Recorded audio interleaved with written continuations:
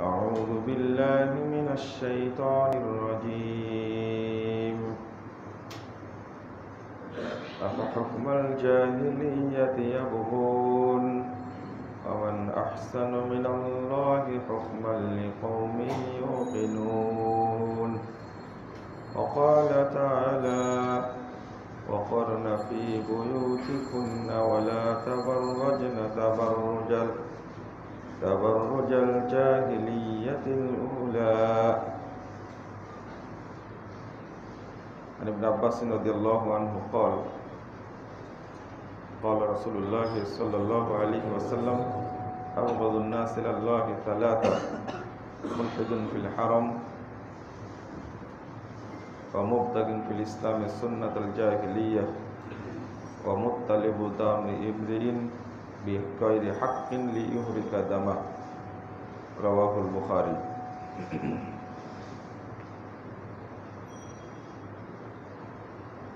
عن عبد الله بن مسعود رضي الله عنه قال قال رسول الله صلى الله عليه وسلم ليس منا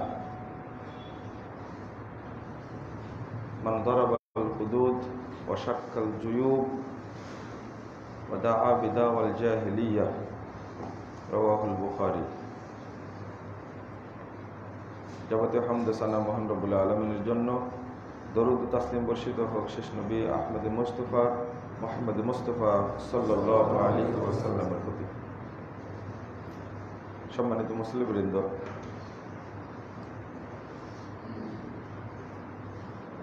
অশ্লীলতার পরিণাম এ বিষয়টি নিয়ে আপনাদের সামনে সংক্ষিপ্ত দুটি কথা উপস্থাপন করব ইনশাআল্লাহ। ওয়া মা তাওফীকি ইল্লা বিল্লাহ আলাইহি তাওয়াক্কালতু ওয়া ইলাইহি উনীব। তার আগে আপনাদের বলি, সালাতের ওয়াক্তের ব্যাপারে আপনারা একটু সচেতন থাকবেন। ওয়াক্ত না হলে আযান দেওয়া যায় না।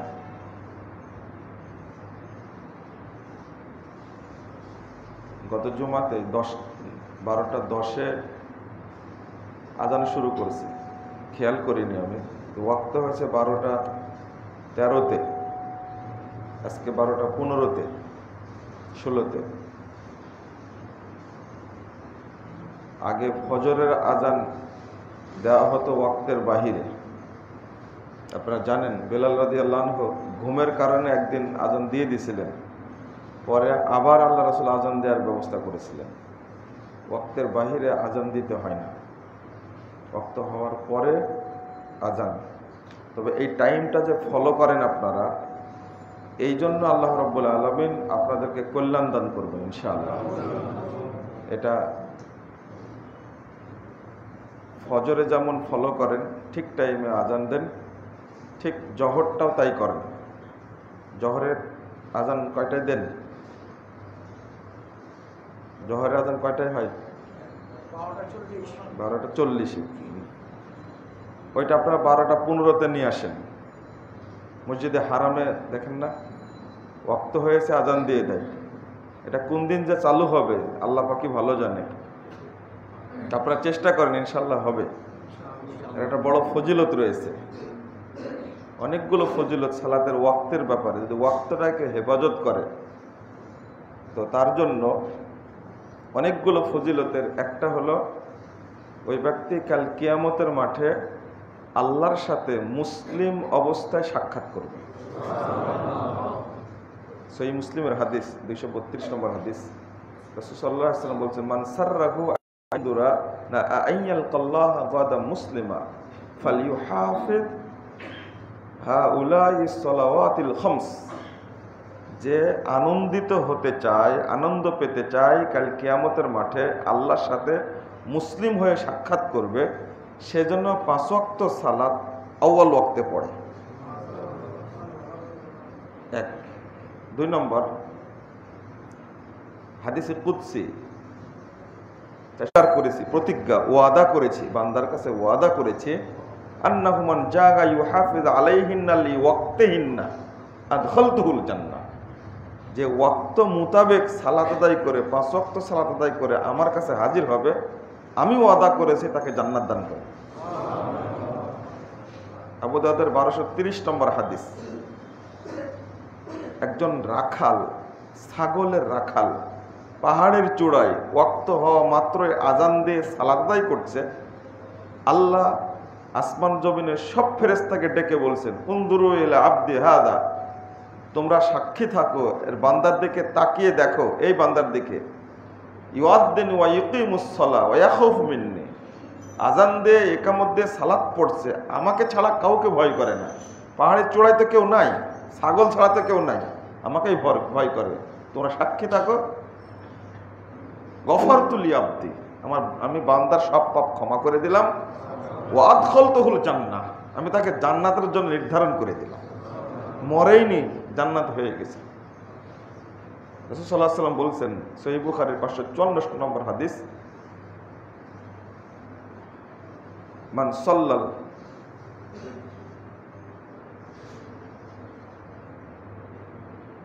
তোমাদের মধ্যে কে মেঘমুক্ত আকাশে পূর্ণিমার চাঁদ যেমন দেখা যায়, ঠিক ওইভাবে আল্লাহকে কে দেখতে চাও? যে ব্যক্তি ফালিউহাফিজুল বারদাইন, মনে হয়েছে বার, সে যেন ফজর এবং আসর সালাত অন্তত আউয়াল ওয়াক্তে পড়ে, তাহলে আল্লাহর সঙ্গে এইভাবে সাক্ষাৎ হবে। মেঘমুক্ত আকাশে যেমন পূর্ণিমার চাঁদ দেখতে সমস্যা হয় না, জান্নাতে এইভাবে আল্লাহকে তারা দেখতে পাবে। আউয়াল ওয়াক্তে সালাতের ফজিলত অনেক, তো বললে তো শেষ হবে না, আমি কয়েকটা বললাম মাত্র আপনাদের কাছে। আর একটা হাদিস এসেছে, যে ব্যক্তি 5 ওয়াক্ত সালাত আউয়াল ওয়াক্তে আদায় করবে, যত আমল করে, ও জীবনে যত আমল করে, তার মধ্যে শ্রেষ্ঠ আমল হিসাবে এটা গ্রহণযোগ্য হয়।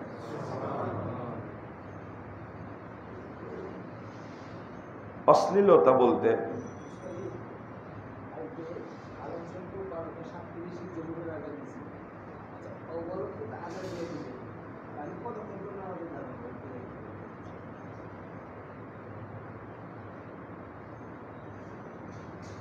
হারামে আজান হয়েছে 12:37-এ, জোহরের আজান 12:37-এ, ঠিকই আছে, টাইমে ওটাই হয়। আমাদের 12:15-তে হচ্ছে। যারা দ্রাঘিমা বুঝেন তারা জিনিসটা ভালো বুঝবেন। আমরা এটা নিয়ে অনেক পরিশ্রম করেছি সালাতের ওয়াক্তটা নির্ধারণ করার জন্য। প্রায় অ্যাপসে ভুল আছে, মাঝহাবি অ্যাপসে, মানে বিভিন্ন তরিকার অ্যাপস ভর্তি। আমরা প্রায় 8 মাস সময় দিয়েছিলাম 2017 সালে, বা তার আগে সম্ভবত 2016 সালে আমরা টাইমটা বের করেছিলাম সালাতের নির্ধারণের সময়সূচি। যখন ওয়াক্ত হয়ে গেল, তারপর থেকে কতক্ষণ আউয়াল ওয়াক্ত থাকে, মুসল্লিরা ওযু করে মসজিদে আসা পর্যন্ত যতটুকু টাইম, ততটুকু আউয়াল ওয়াক্ত। কথা বোঝা গেছে? ওয়াক্ত হওয়ার পর থেকে কি মসজিদে আজান হওয়ার পর থেকে নিয়ে সালাত মসজিদে এসে সালাত শেষ করা পর্যন্ত যে টাইমটুকু লাগবে, সেটা কি আউয়াল ওয়াক্ত। এটা হলো মানে সাধারণ সংজ্ঞা। কতটুকু আউয়াল ওয়াক্তে থাকে এটা হাদিসে নাই, তবে আউয়াল ওয়াক্তের কথা বলা হয়েছে। অর্থাৎ আপনার সালাত পড়তে যতটুকু টাইম লাগবে ওযু করে আজান হওয়ার পরে, এটা হলো আউয়াল ওয়াক্ত। তার অর্থ আপনি একটাই আজান দেবেন, 101টায় সালাত আদায় করবেন, এটা আউয়াল ওয়াক্ত না। যেখানে 12:15 ওয়াক্ত হচ্ছে, আলহামদুলিল্লাহ আপনারা তো আসরের টাইমটা মেনটেন করেন, তাই না? উত্তম দুটা টাইম আহলে হাদিসরা ঠিক টাইমে পড়ে, আলহামদুলিল্লাহ। একটা হলো আসর, একটা হলো ফজর। এটা একটা আল্লাহর বিশেষ রহমত, আলহামদুলিল্লাহ। ফজর জাস্ট যখন টাইম হয় তখনই আজান হয় বাংলাদেশে, আহলে হাদিসরা তাই করে। এবং আসরের টাইমটা তারা অলসতা করেন, আলহামদুলিল্লাহ।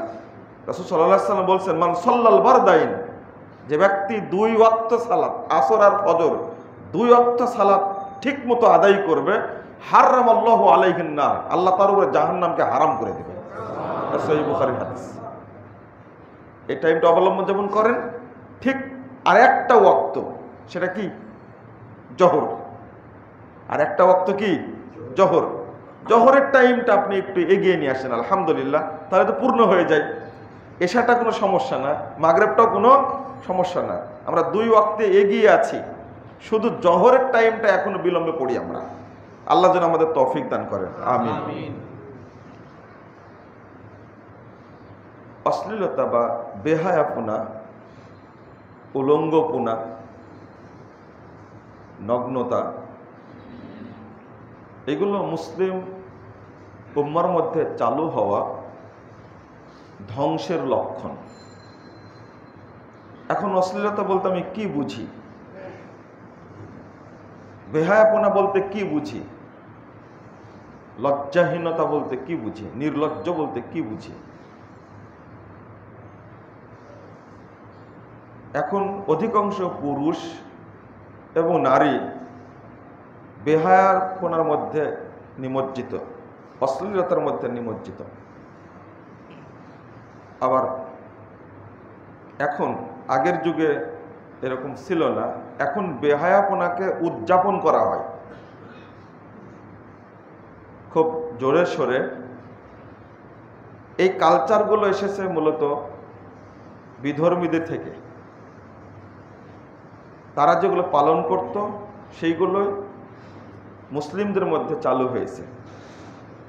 এখানে 2টা দিক, একটা হলো যদি বিধর্মীদের কালচার কেউ গ্রহণ করে তাহলে সে আর মুসলিম থাকে না, ওটা যে ধর্মের কালচার সে ওই ধর্মের অন্তর্ভুক্ত হয়ে যায়। এটা হলো 1 নম্বর বিষয়। আল্লাহ বলছেন সূরা আল মায়েদা 51 নম্বর আয়াত, ইয়া আইয়ুহাল্লাযীনা আমানু, হে ঈমানদারগণ, লা তাত্তাবিউল ইয়াহুদা ওয়ান নাসারা বা'দুহুম আউলিয়াউ বা'দ ফামান ইয়াতাওয়াল্লা মিনকুম ফাইন্নাহু মিনহুম। তোমরা ইহুদি খ্রিস্টানদের অনুকরণ করো না, কারণ ইহুদি খ্রিস্টানরা পরস্পরের বন্ধু। কখন কোন বেলায় মুসলিমদের ক্ষতি করার বেলায় তারা একসঙ্গে হয়ে যায়। কিন্তু ইহুদি খ্রিস্টানরা 2টা এমন জাত, একজন আর একজনকে দেখতে পারে না, সহ্য করতে পারে না, কিন্তু মুসলিমদের ক্ষতি করার জন্য তারা কি এক। এরপর আল্লাহ বলছেন যে তাদের অন্তর্ভুক্ত হয়ে গেল তোমাদের কেউ, ফাইন্নাহু মিনহুম, সে তাদেরই মধ্যে হয়ে গেল, এখন তোমাদের মধ্যে সে আর থাকলো না। তাহলে অন্য ধর্মের কোনো সংস্কৃতি বা কালচার মুসলিমরা গ্রহণ করতে পারবে না, একবার সম্পূর্ণ নিষিদ্ধ। আমরা হাদিস থেকে জানতে পারি রাসূলুল্লাহ সাল্লাল্লাহু আলাইহি ওয়াসাল্লাম বলছেন, মান তাশাব্বাহা বিকওমিন ফাহুয়া মিনহুম, রাওয়াহু আবু দাউদ। রাসূল সাল্লাল্লাহু আলাইহি ওয়াসাল্লাম বলছেন, তোমাদের মধ্যে যারা তাশাব্বাহা বিকওমিন, অন্য কোনো জাতির যদি সাদৃশ্য গ্রহণ করে, ফাইন্নাহু মিনহুম, তো ওই ব্যক্তি তাদের অন্তর্ভুক্ত হয়ে গেল। কারণ হলো ইন্নাদ-দীনা ইনদাল্লাহিল ইসলাম, আল্লাহ বলছেন আল্লাহর নিকটে মনোনীত দিন হলো ইসলাম। দিন অর্থ কিন্তু ধর্ম না, কখনোই দিন অর্থ ধর্ম, ইসলাম ধর্ম না, এটা ইসলামটা হলো জীবন বিধান। এই ধর্মের সাথে তুলনা করতে গিয়ে সব ধর্মের সুযোগ করে দেওয়া, এটা একটা এই বিগত 150 বছরের একটা এই সেকুলারদের একটা চক্রান্ত ছিল এবং তারা সফলও হয়েছে। আমরা অন্য জাতি, অন্য সভ্যতা যদি গ্রহণ করতে চাই তাহলে অটো আমরা তাদের অন্তর্ভুক্ত হয়ে যাব, এবং আপনাকে বলা লাগবে না, অটো হয়ে যাবেন। অশনি সংকেত যেটা হাদিস এসেছে, রাসূলুল্লাহ সাল্লাল্লাহু আলাইহি ওয়াসাল্লাম বলছেন, লা ইয়াতিয়ান্না আলা উম্মতি কামা আতাবালিন আলা বানি ইসরাঈল হাদু আন-নাল বিন-নাল হাত্তা ইন কানা মিনহুম মান আতা উম্মাহু মাইয়াসনাউ যালিক আল্লাহ রাসূল সাল্লাল্লাহু আলাইহি ওয়াসাল্লাম বলছেন, 2641 নম্বর হাদিস, তিরমিজির মধ্যে এসেছে যে আমার উম্মতের মধ্যে একটা যুগ চলে আসবে, সময় চলে আসবে, তারা বনী ইসরাইলদের সাথে অর্থাৎ ইহুদি খ্রিস্টানদের সাথে একবারে মিলে যাবে। যেমন জুতায় জুতায় মিল আছে, তারা যে জুতা স্যান্ডেল যে পায়ে পরে আমরাও তো সেই পায়ে পরি, এখানে যেমন মিল, ঠিক আমার উম্মত ওদের সাথে এইরকমই মিলে যাবে সব কাজে, সব কর্মে। হাত্তা ইন কানা মিনহুম মান আতা উম্মাহু আলানিয়া মাইয়াসনাউ যালিকা ইয়াউমাত। অর্থাৎ এমনকি তারা যদি কেউ পিতা মায়ের সাথে, কোনো ছেলে যদি ইহুদি খ্রিস্টানদের তার মায়ের সাথে জেনায় লিপ্ত হয়, তাহলে আমার উম্মতের কোনো কুলাঙ্গার তার মায়ের সাথে জেনায় লিপ্ত হয়। মানে উদাহরণ দিতে দিতে এই পর্যন্ত আসলেন রাসূল সাল্লাল্লাহু আলাইহি ওয়াসাল্লাম, মানে এতটা মিলে যাবে। আজকে আমরা বিধর্মীয় সভ্যতার সাথে পরিচিত হয়েছি, সেটা গ্রহণ করেছি, সেটাকে কালচার হিসাবে মেনে নিয়েছি এবং সেটাকে আমরা রীতিমতো পরিচর্যা করছি। নাউজুবিল্লাহ। সব ক্ষেত্রেই মানে আমাদের সাথে আর তাদের মধ্যে কোনো তেমন তফাৎ পাওয়া যায় না, পার্থক্য পাওয়া যায় না। তারা যেমন মূর্তি পূজায় অভ্যস্ত, আমরাও মূর্তি পূজা করি। দেখেন না, আপনাদের ঘরে, প্রত্যেক মানুষের ঘরে ছবি মূর্তির আড্ডা, যেটাই বলেন না কেন, ছবি আর মূর্তি কিন্তু একই জিনিস। মূর্তিকে খুব ঘৃণা করেন, মিছিল করেন মূর্তির বিরুদ্ধে, কিন্তু আপনার ছবিটা আপনার ঘরে ঠিক টাঙ্গায় রাখছেন, তাহলে কেমন হলো? না, দুইটার হুকুম একই। কুল্লু মুসাব্বিরিন ফিন্নার, এটা ইহুদি খ্রিস্টানদের রীতি, প্রাচীন একটা শিরিকি সভ্যতা, সেটা প্রত্যেক মুসলিমের মধ্যে ঢুকে গেছে এবং এত আদর যত্নে রাখে।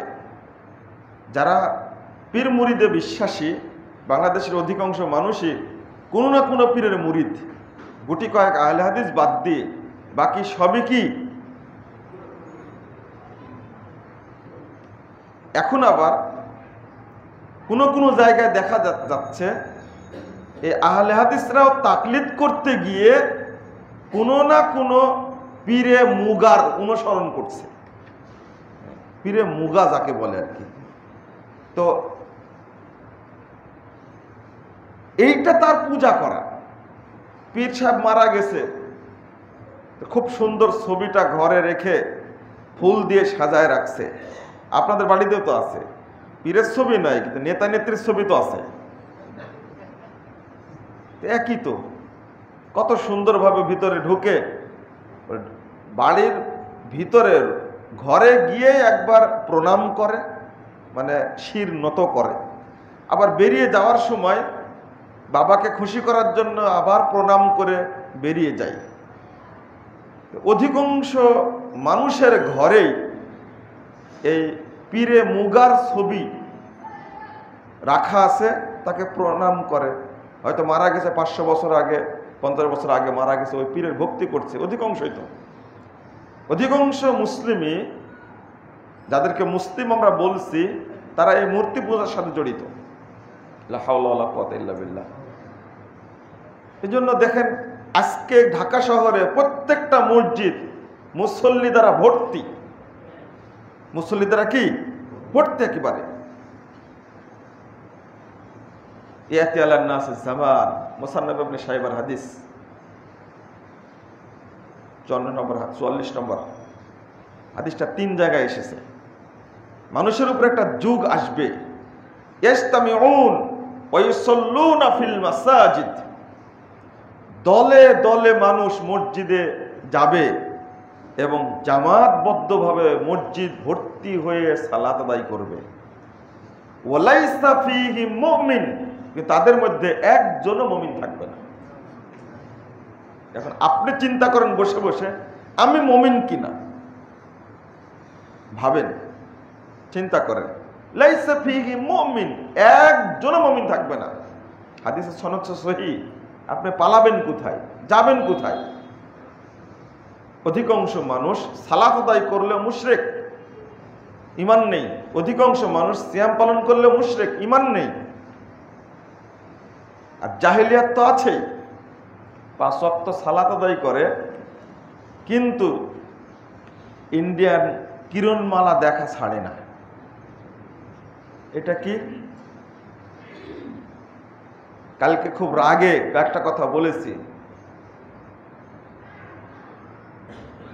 যে তোমার মতো মুসলিম তুমি যদি জেনার সাথে জড়িত থাকো, তুমি টুপি মাথায় দাও কেন?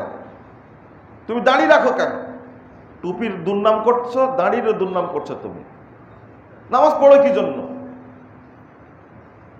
তুমি নর্তকে নিয়ে ব্যস্ত থাকো সারাদিন, ক্লাবে গিয়ে পড়ে থাকো, আর চাকরি করে ঘুষের চাকরি। ঘুষ মানে কি? কোটি কোটি টাকা ঘুষ নিয়ে চাকরি করছে। কিছুদিন আগে এক বদকে ধরলো, দেখলেন ড্রাইভার, কি চমৎকার লম্বা দাড়ি, মাথায় টুপি, গায়ে পাঞ্জাবি, কোটি কোটি টাকা দুর্নীতি করেছে। তোর নিজের দুর্নাম তুই কর, এই লেবাস পরেছিস কেন তুই?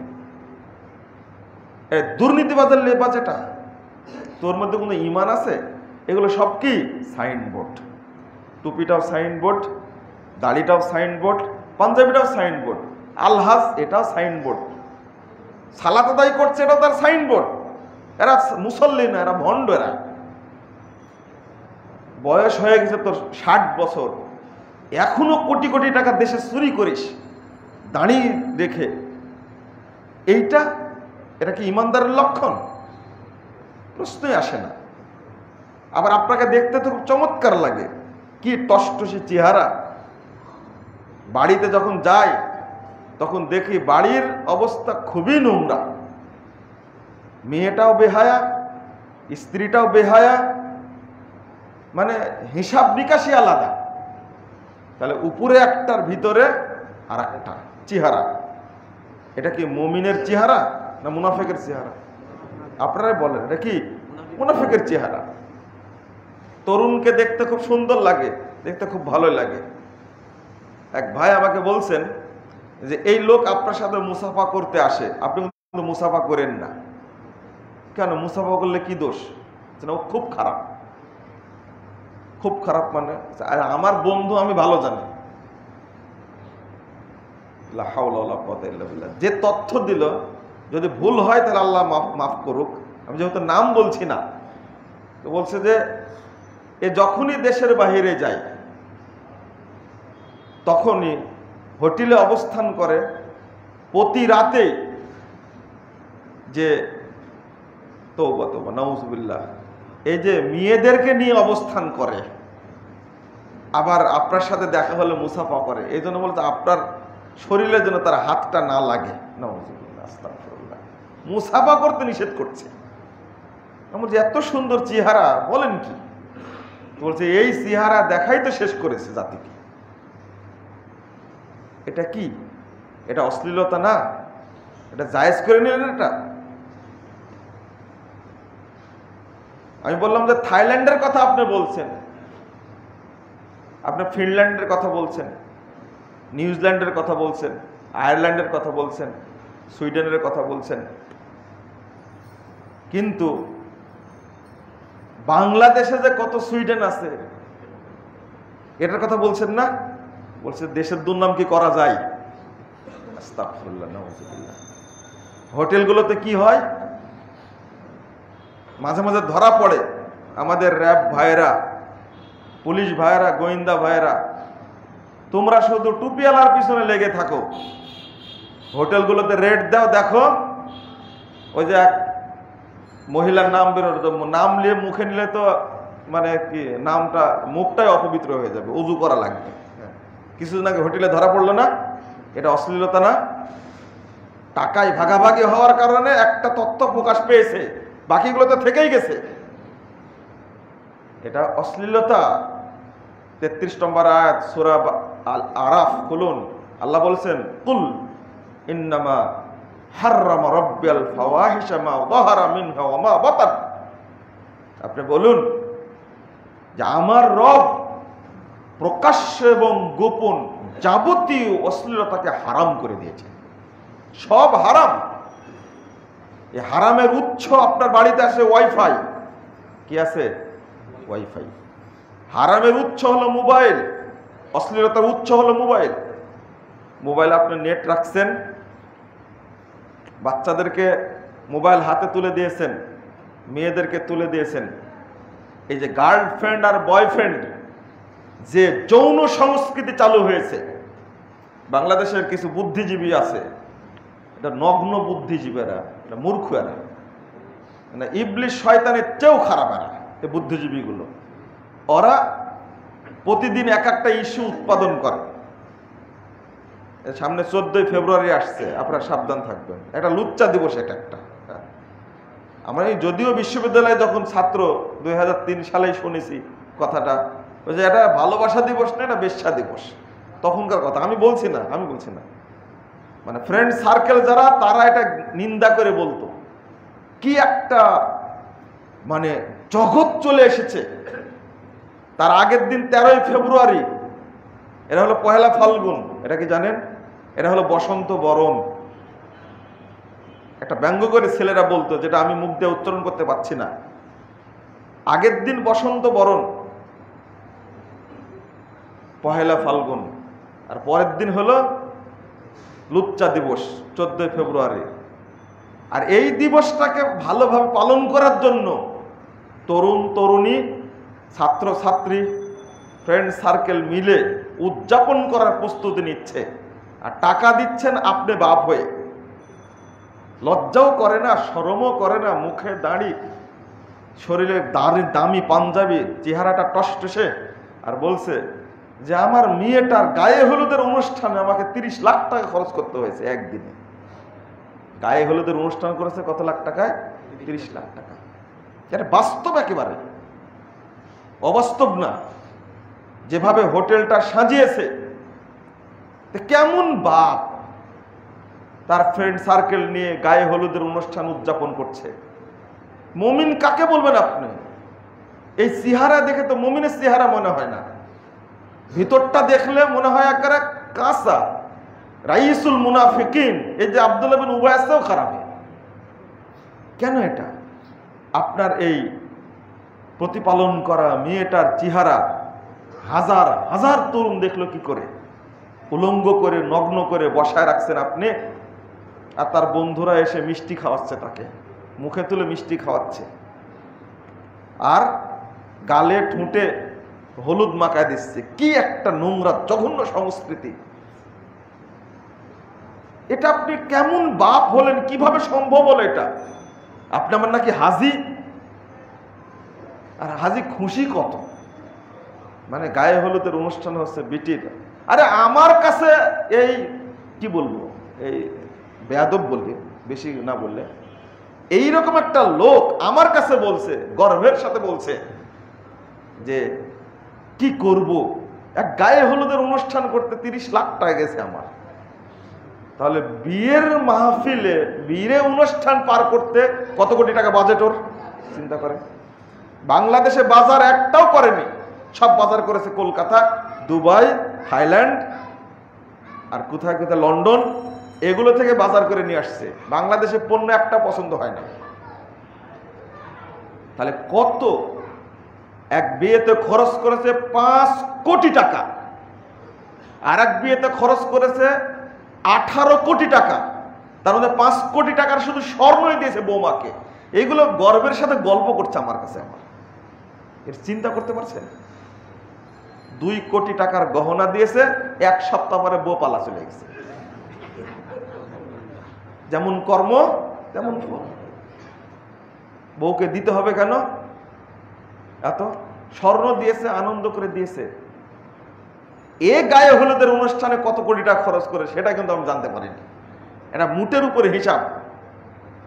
তাহলে এই অশ্লীলতার মধ্যে যদি আমরা অবস্থান করি, রাসূলুল্লাহ সাল্লাল্লাহু আলাইহি ওয়াসাল্লাম বলছেন, 2212 নম্বর হাদিস তিরমিজিতে এসেছে, ফি হাযিহিল উম্মাহ, আমার উম্মতের মধ্যে খসফুন, অর্থাৎ ভূমি ধস হবে, ভূমিকম্প হবে হঠাৎ। ও মাসখুন, চেহারা বিকৃত হয়ে যাবে। অকলফুন, আর আরেকটা হলো আল্লাহর পক্ষ থেকে পাথর বর্ষণ করে মেরে ফেলে দেওয়া হবে। তখন রাসূল সাল্লাল্লাহু আলাইহি ওয়াসাল্লামকে সাহাবীরা বলছেন, ক্বালু আনাহলিকু ওয়া ফিনা সালিহুন, আমাদের মধ্যে সৎ ব্যক্তি থাকার পরেও কি আমরা ধ্বংস হয়ে যাব? আল্লাহ ধ্বংস করে দিবেন? তখন বলছেন, না, ইযা যাহারাল খাবুস, যখন তোমাদের মধ্যে অশ্লীলতা, বেহায়াপনা বৃদ্ধি পাবে, অটো চেহারা বিকৃত হয়ে যাবে। আজকে খবর রাখেন, ঢাকা শহরের অধিকাংশ পরিবারে ছেলে সন্তানগুলো প্রতিবন্ধী হয়ে যাচ্ছে। কেন? আপনারা খোঁজ রাখেন না? বাপ মা ফোন দেয় আমাদেরকে যে আমার এক ছেলে, এক মেয়ে, দুইটা ছেলে, বয়স হয়ে গেছে প্রত্যেকেরই, কারো 35, কারো 38, কারো 42, কেউ বিয়ে করতে চায় না, আর সব মানে পাগলার মতো হয়ে গেছে, আর বলছে জিনে ধরছে। আমি বলছি, জিনে ধরেনি, আপনাকে আগে যাতে ধরেছিল ওর প্রভাব পড়েছে এটা। তো আমাকে তো কিছু ধরেনি। কত পরিশ্রম করে তারপরে তো মৌলভী সাহেবের কাছে আসছেন, তাই না? আগের ইতিহাসটা চিন্তা করে দেখুন, যে বেহায়াপনা, অশ্লীলতার মধ্যে থাকার কারণে ছেলেরা সব প্রতিবন্ধী হয়েছে। মানসিক প্রতিবন্ধী যেটা বলছি, আপনি শারীরিক প্রতিবন্ধী হন, মানসিক প্রতিবন্ধী হয়েছেন। সারা রাত ঘুমায় না, চিৎকার করে। প্রত্যেকটা পরিবারে এই প্রতিবন্ধী কেন? ও আপনারা মনে করছেন যে যখন ভূমিধস হবে তখন অপেক্ষায় থাকবো? লা হাওলা ওয়ালা কুওয়াতা ইল্লা বিল্লাহ। যে না, এই যে চেহারা বিকৃত হয়ে যাবে, এই বিকৃতির অর্থ কি? এটা তো গজব। আপনার ছেলে, আপনার মেয়েরা হলো গোলাপ ফুলের মতো, ফুল শুকে গেলে ওটা কেউ কাছে যায় না। সময় হলে বিয়ে দেওয়া উচিত, ছেলের সময় হয়েছে বিয়ে দেওয়া উচিত, বিয়ে করে না। দুইটা কারণ, একটা হলো প্রতিবন্ধী হয়ে গেছে। হ্যাঁ, ও কিন্তু কোনো অশ্লীলতার সাথে জড়িত না, কিন্তু এমনি প্রতিবন্ধী। এর প্রভাবটা পড়ে তার বাপ মায়ের বদমাশির কারণে, হয় হারাম খাওয়ার কারণে। ঘুষখোর, মাও চাকরি করে সরকারি, বাপও চাকরি করে সরকারি, দুইজনাই ঘুষখোর, আত্মসাৎকারী, দুর্নীতিবাজ। ওই প্রভাবটা তার সন্তানের উপরে পড়েছে। সন্তান তো নিরপরাধ, এটা তো পড়বেই, গজব একসময় পড়বে। হারামের একটা প্রভাব আছে। রাসূলুল্লাহ সাল্লাল্লাহু আলাইহি ওয়াসাল্লাম বলছেন, ইদা যাহারাতুজ জিনা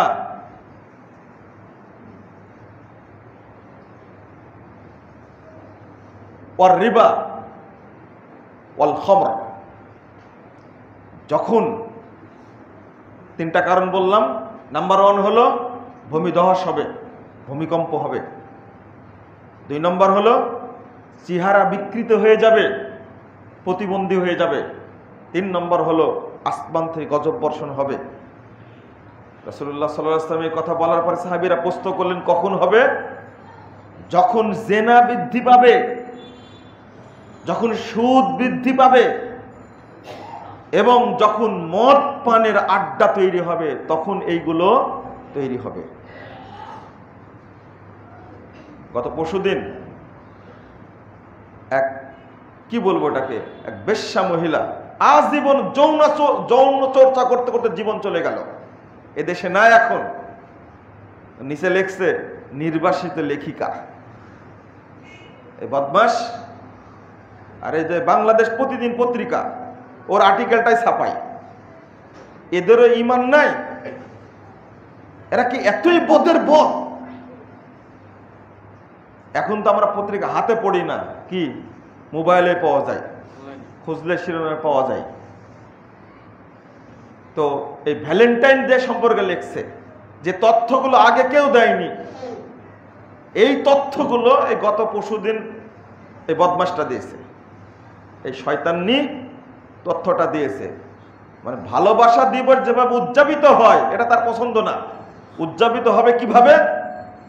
মূল ইতিহাসটা তুলে ধরেছে যে ওই দিনে 13 থেকে 16 তারিখের মধ্যে উদযাপিত হতো নারী পুরুষ একসঙ্গে প্রচুর পরিমাণে। আবার বলছে ওই জায়গাতে যেটা গ্রহণযোগ্য তথ্য, পাথর মারার দরকার, বলছে এটা গ্রহণযোগ্য তথ্য, নারী পুরুষ এক জায়গা হয়ে প্রচুর পরিমাণে মদ খাবে, এরপরে তারা উলঙ্গ হবে, এরপরে তারা দৈহিক মিলনে যুক্ত হবে। এটাই হলো ভালোবাসা দিবস।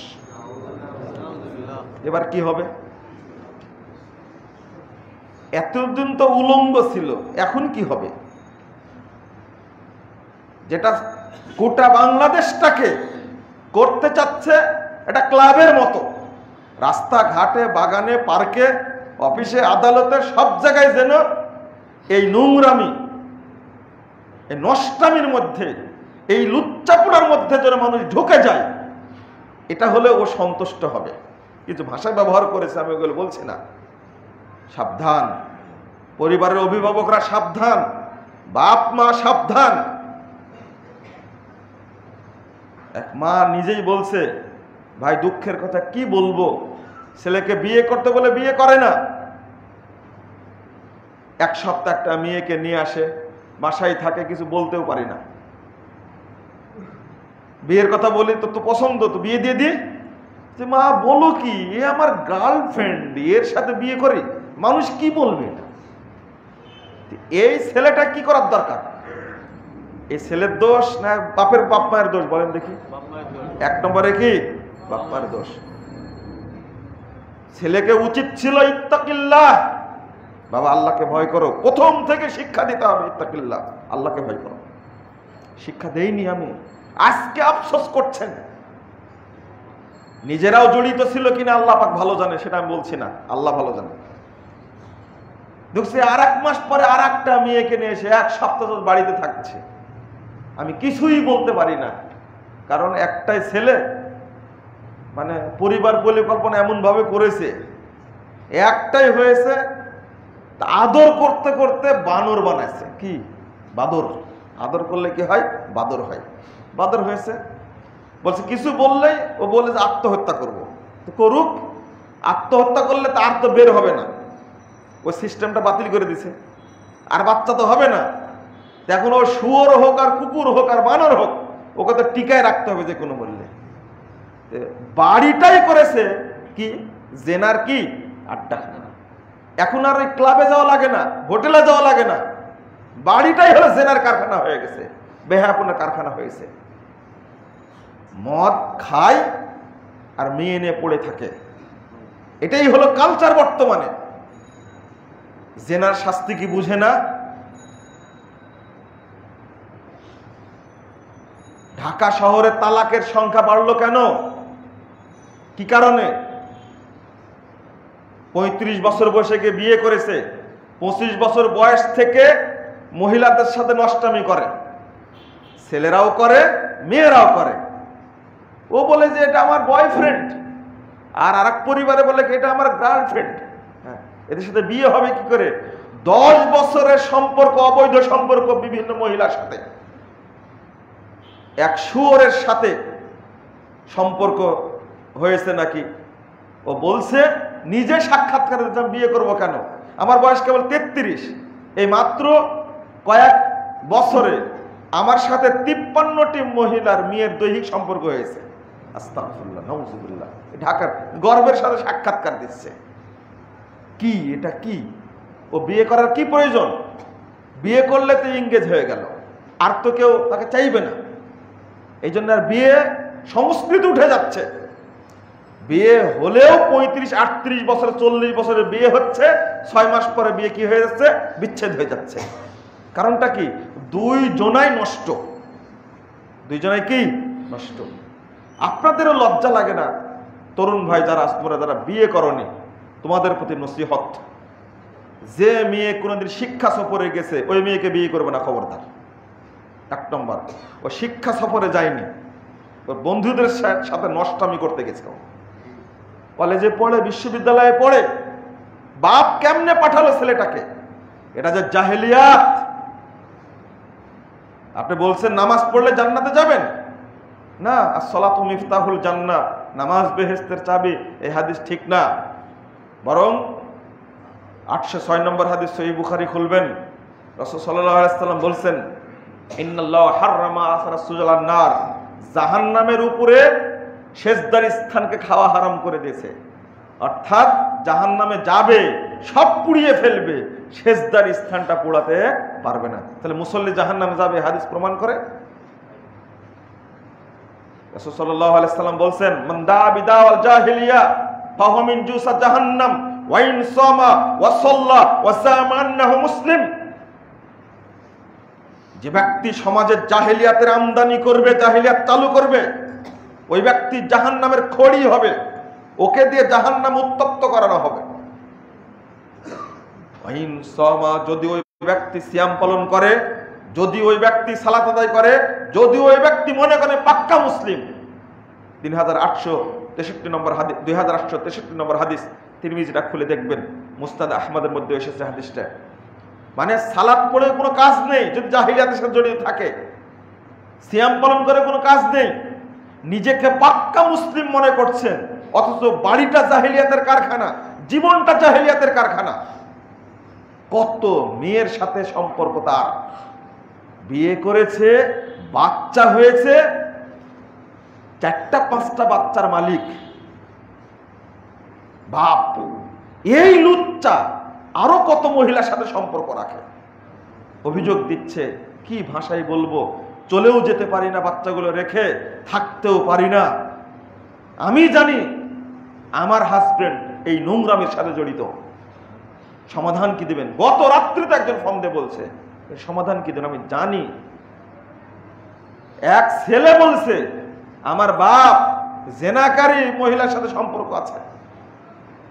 আমার বাপ বয়স প্রায় 57-58 বছর, মানে শাইখান জানিন, বৃদ্ধ জেনাকারী। নাউজুবিল্লাহ, আস্তাগফিরুল্লাহ। কি এইগুলো? মুখে দাড়ি। আরেকজন বলছে সারা জীবন, বয়স 60 বছর হয়ে গেছে, সারা জীবন তাবলিগের লোককে খাওয়াতে খাওয়াতে আমার অবস্থা খারাপ।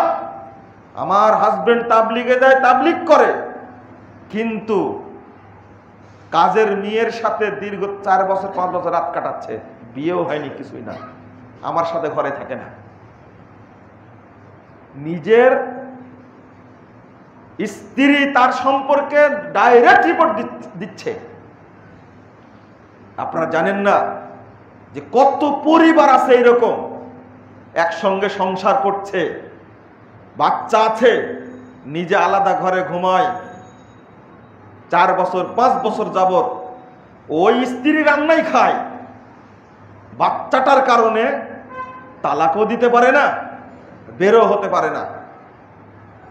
রোগ কত ধরনের।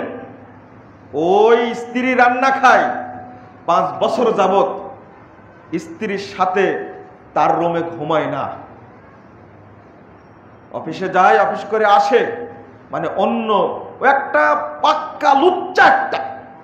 অশ্লীলতা কাকে বলবে? গোপন রাখবেন অশ্লীলতা? না, সুযোগ নাই। আল্লাহ বলছেন, ইন্না রাব্বাল ফাওয়াহিশা মা যাহারা মিনহা ওয়া বাতান। আপনি বলুন, আমার রব প্রকাশ্যে গোপন সব অশ্লীলতাকে হারাম করে দিয়েছেন। হারামের সাথে জড়িত, দেখতে কত সুন্দর দাঁড়িয়ালা আবার, কিন্তু স্ত্রীর অভিযোগ হলে এটা। আপনি কি বলবেন? স্ত্রীকে বললাম, দোষটা কি আপনার? বলছে, আমার কি দোষ? তাকে জিজ্ঞাসা করুন, যদি আমার দোষ হয় তাহলে আমি বেরিয়ে চলে আসব। কোন মহিলার সাথে তার সম্পর্ক এটা করছে। মেয়েদের এরকম অবস্থা, এটা বিশ্লেষণ মাত্র। লা হাওলা ওয়ালা কুওয়াতা ইল্লা বিল্লাহ। করোনা মহামারী কেন আসলো এটা চিন্তাও করলাম না, ভাবলামও না, শিক্ষাও নেইনি। বরং এই দীর্ঘ 7-8 মাস ঘরে বসে থেকে, ওয়াইফাই লাইন ছিল না বহু ঘরে, অন্তত 70% বেশি ওয়াইফাই লাইন ঢাকা শহরে সুযোগ দিয়েছে। এটা হলো রিপোর্ট, বুঝতে পারেন না মনে হয়। ঘরে বসে থাকার কারণে আগে ছিল ওয়াইফাই লাইন ছিল বাড়িতে 30%, করোনা আসার পরে ওয়াইফাই লাইন দিয়েছে আরো 70% বেশি। মানে কি, ওয়াইফাই লাইন নিয়ে যত রকমের অপকর্ম কুকর্ম সব ঘরের মধ্যে দেখছে। তাহলে করোনার ভয় ভীতি ভিতরে ঢুকছে কি না? কেউ সুদ খাওয়া ছাড়ছে, কেউ হারাম খাওয়া ছাড়ছে। ওই করোনার মধ্যে একটা সিসকে মেম্বার 30 টন চাউল চুরি করেছে, দরিদ্রদের চাউল সেটা চুরি করেছে ও। করোনা এসে কি লাভ হলো? আপনারা বলছেন যে একটু ভীতি বাড়বে, আল্লাহকে ভয় করবে। না, ভীতি বাড়েনি, আল্লাহকে ভয় করেনি। সুদ, ঘুষ, মদ, আত্মসাৎ, দুর্নীতি সমাজকে একেবারে শেষ করে ফেলে দিয়েছে। সর্বত্র, শুধু এক জায়গায় না। যত সুদ বাড়বে, জেনা যত বাড়বে, বেহায়াপনা যত বাড়বে, তত অবস্থা খারাপ হবে। রাসূলুল্লাহ সাল্লাল্লাহু আলাইহি ওয়াসাল্লাম বলছেন, 205 নম্বর হাদিস, 205 পৃষ্ঠার হাদিস, সহিহ মুসলিমের মধ্যে এসেছে, সিনফান মিন আহলিন নার লাম আরাহুমা, আমার উম্মতের 2 শ্রেণীর মানুষ জাহান্নামে যাবে, আমি তাদেরকে দেখিনি। তার মধ্যে এক শ্রেণীর মানুষ, কওমুন ইয়াদরিবুনা বিহান নাস, মানুষের হাতে শটকা লাঠি থাকবে, মানুষকে অযথা পিটাবে। এরা হলো প্রশাসনের লোক, মেম্বার, চেয়ারম্যান, গোয়েন্দা, পুলিশ, র্যাব, বিজিবি। এরা মানুষকে পিটাবে অযথায়। আল্লাহ রাসূল বলে গেছেন 1500 বছর পূর্বে এরা জাহান্নামী। 2 ওয়ানিসাউন কাসিয়াতুন আরিয়াতুন মুমিলাতুন মাইলাতুন রুউসুহুন্না কাসনামাতুল বুখতিল মাইলা, পোশাক পরিহিতা নগ্ন মেয়ে। রাসূল সাল্লাল্লাহু আলাইহি সাল্লাম বলছেন তারা জাহান্নামে যাবে, পোশাক পরিহিতা, নগ্ন। পুরুষকে আকৃষ্ট করে, পুরুষও তার দিকে আকৃষ্ট হয়। রুউসুহুন্না কাসনামাতুল বুখতিল মাইলা, অর্থাৎ উটের চুটের মতো তাদের মাথা, পাগলা উটের মতো হেঁটে যায়। মানে স্বামীর কথা মানে না, ভাইয়ের কথা মানে না, বাপের কথা মানে না, বেপরোয়া। প্রথম বলেছেন তারা জাহান্নামী, আবার বলছেন লা ইয়াদখুলনাল জান্নাহ, তারা জান্নাতে যাবে না। ওয়ালা ইয়াজিদনা রিহাহা, তারা জান্নাতের সুগন্ধি পাবে না। ওয়া ইন্না রিহাহা লাতুজাদু মিন মাসরাতিন কাযা ওয়া কাযা, যদিও জান্নাতের সুগন্ধি হাজার হাজার মাইল দূর থেকে পাওয়া যাবে, কিন্তু এই নগ্ন মহিলারা পাবে না।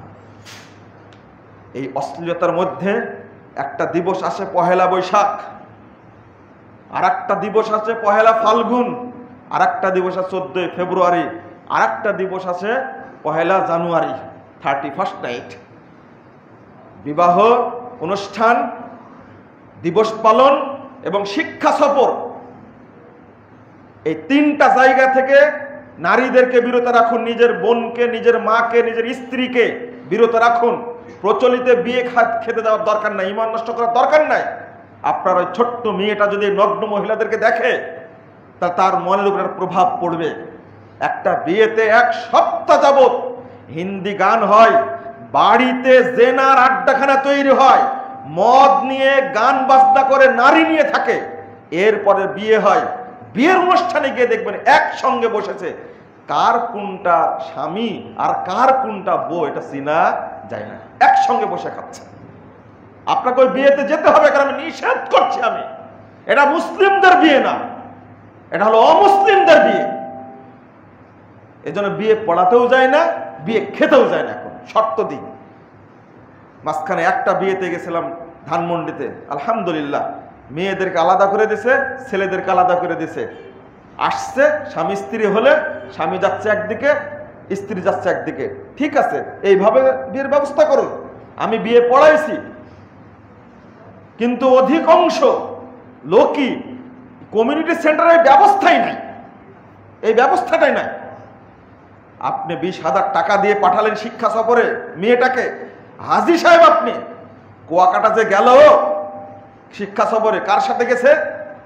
বিশ্ববিদ্যালয়ের বন্ধুর সাথে গেছে, শিক্ষকের সাথে গেছে। হাজী সাহেব তো মন খুব নরম, মনে করছে যে শিক্ষকরা হলো ভূত আর ওর ফ্রেন্ড সার্কেল হলো জিন, আর আমার মেয়েটা ফেরেশতা, উভয়ের সাথে কি সাক্ষাৎ হবে না। এটা লুচ্চাপুনাই গেছে সে। আপনি পরিবার নিয়ে শিক্ষা সফরে বের হন, আপনার টাকা আছে বের হন, কিন্তু নগ্নতার মধ্যে যাবেন না। কক্সবাজারে যাচ্ছেন, সব ল্যাংটা হয়ে ঘুরছে, তার মধ্যে আপনার বউটাও আছে, তার মধ্যে আপনার মেয়েটাও আছে, তার মধ্যে আপনার বোনটাও আছে। আবার নতুন সংস্কৃতি, মুখে দাঁড়িয়ে সবাই পরহেজগার, সব বউগুলোকে এক জায়গায় 12 জন 14 জন বন্ধু মিলে পার্টনার মিলে শিক্ষা সফরে গেছে, বউগুলো সব ভাগাভাগি করে নিছে। কি চমৎকার! কে শিখাইছে আপনাকে এটা? এটা কি শিক্ষা সফর? আর দিবস পালন অনুষ্ঠানে যেন কোনো পুরুষ বের হবেন না, কোনো নারী বের হবেন না, খবরদার। কিসের 14 ফেব্রুয়ারি? নষ্টাপনাটা, লুচ্চাপনা করতে যাবেন কেন আপনি? আপনাকে সতর্কতা করছি। রাসূল সাল্লাল্লাহু আলাইহি ওয়াসাল্লাম বলেছেন, কুতিবা আলা ইবনে আদম নাসিবুহু মিনাজ জিনা মুদরিকুন যালিকা মুহালা। জিনার অংশ আদম সন্তানের উপর আছে, লেখা আছে। ফাইনানে জিনা হুয়ান নাজরু ওয়াল উযুনানে জিনা হুয়াল ইসতিমা ওয়াল ইয়াদু জিনা হাল ওয়াকশু ওয়াল রিজলু জিনা হাল খুতা। চোখের জেনা হলো চোখ দিয়ে দেখা, কানের জেনা হলো কান দিয়ে শোনা, হাতের জেনা হলো হাত দিয়ে স্পর্শ করা, পায়ের জেনা হলো হেঁটে যাওয়া, তারপরে মুখের জেনা হলো কথা বলা। এই 14 ফেব্রুয়ারি 13 ফেব্রুয়ারি এটাই হয়। আগে দেখা দেখি, তারপরে কি এবার কানাকানি শুরু হয়ে গেল। তোমাকে দেখেছি অমুক জায়গায়, বিশ্ববিদ্যালয়, কলেজ, এমনকি মাদ্রাসাগুলো এখন যেখানে যৌথ শিক্ষা আছে সেটা যৌন কারখানা হয়ে গেছে একবারে। আপনি কাকে বলবেন এটা? তারপরে কথাবার্তা শুরু হয়, তারপরে হাত ধরাধরি শুরু হয়, তারপরে জেনার পথে কি এগিয়ে যায়। লা হাওলা ওয়ালা কুওয়াতা ইল্লা বিল্লাহ। রাসূলের হাদিসের সাথে বাস্তব মিলে গেছে এবারে। আপনার মেয়ে, আপনার ছেলেকে কন্ট্রোল করার দায়িত্ব আপনার। যদি না করতে পারেন, কাল কিয়ামতের মাঠে আপনার পায়ের, আপনার বুকের উপরে পা রেখে জাহান্নামে যাবে। আপনাকেও যাওয়া লাগবে, ছেলে মেয়েকেও যাওয়া লাগবে জাহান্নামে। পরিবারটাকে দায়ুস করবেন না। রাসূল সাল্লাল্লাহু আলাইহি ওয়াসাল্লাম বলছেন, সালাসুন কাদ হারামাল্লাহু আলাইহিমুল জান্নাহ, 3 শ্রেণীর মানুষের উপরে জান্নাত হারাম। এক শ্রেণীর মানুষ হলো মুদমিনুল খামার, যারা নেশা জাতীয় দ্রব্য পান করে, তার উপরে জান্নাত হারাম। 2 নম্বর, ওয়াল আক্কু, পিতামাতার অবাধ্য, তাদের উপরে জান্নাত হারাম। ওয়াদ দায়ুস আল্লাযী কুররা ফি আহলিল খাবাস, ওই দায়ুস ব্যক্তির উপরে জান্নাত হারাম, যে পরিবারে পর্দা নাই। আমার স্ত্রী খান্নাস আর আমি দায়ুস, খান্নাসের উপরে জান্নাত হারাম, দায়ুসের উপরে জান্নাত হারাম। ওয়ার রাজিলা, আরেকটা শব্দ আসছে, যে সমস্ত মহিলা পুরুষের পোশাক পরে তাদের উপরে জান্নাত হারাম। লা হাওলা ওয়ালা কুওয়াতা ইল্লা বিল্লাহ। সবগুলো পুরুষ সাজবে। আল্লাহ যেন আমাদেরকে এই সমস্ত জাহিলিয়াত থেকে মুক্ত করেন, আমিন। আল্লাহ যেন আমাদের সমাজকে মুক্ত করেন, আমিন। আল্লাহ যেন আমাদেরকে তাকওয়া অবলম্বন করার তৌফিক দান করেন, আমিন।